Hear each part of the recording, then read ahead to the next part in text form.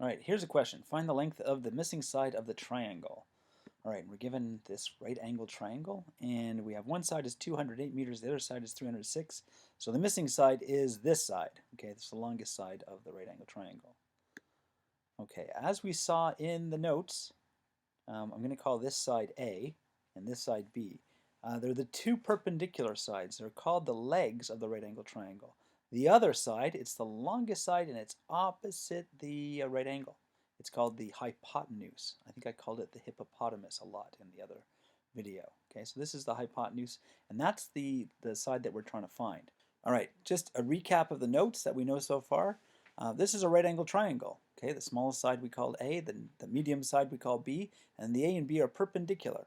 Okay, and this side is angle is right angled, and so this side C is the hypotenuse. Okay, C is always the hypotenuse. A and B are always the legs. Okay, now there was this guy named Pythagorean, and he found this interesting thing that if you made squares out of the sides, that the two smaller squares add up to give you the bigger square. Okay, so it looked kind of like this. So if you took the a squared and the b squared and put them together, you got the c squared. Okay, and from that, more modern day mathematicians like you and I have this equation: a squared plus b squared equals c squared. Okay, this is Pythagoras' theorem, or Pythagoras' equation, that we're going to use to solve for the missing sides of the triangles that we're given. Okay, so here's our question. We have one side is 208 meters, the other side is 306 meters, and these are the two legs. Okay, so they're A and B. I always call the smaller one A and the longer one B, but really it doesn't matter. You can call that one B, you can call that one A. It doesn't really matter as long as you don't call the hypotenuse A. Okay, the hypotenuse is always C, always C. Okay, so we want to find C, so we're going to use Pythagoras' theorem. A squared plus b squared equals c squared. The A value is 208, so we're going to replace the A with 208, replace the B with 306, and solve this equation for C, and that's it. Okay, so we have 208 squared plus 306 squared is equal to c squared. Okay, you take your handy dandy calculator and you figure out what 208 squared is. So 208 squared.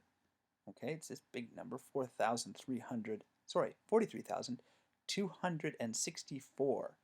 Okay, and then I'm going to add that to 306 squared. So 306 squared, and that gives me 93,636. Okay, that is going to be equal to 136,900, and that's your c squared.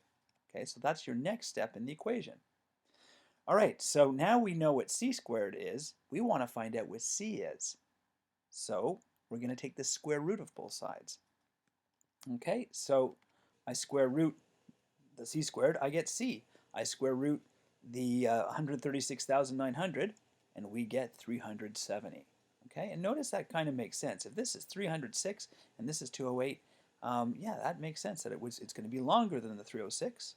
Okay, quite a bit longer, so 370. Totally makes sense. All right, back into our program. And 370. Okay, don't forget the units. And this is in meters, so 370 space m. There you go. Yay! Okay, and that's how you find the missing side of a triangle, well, in this case, the hypotenuse, using Pythagoras' theorem. Have a good day.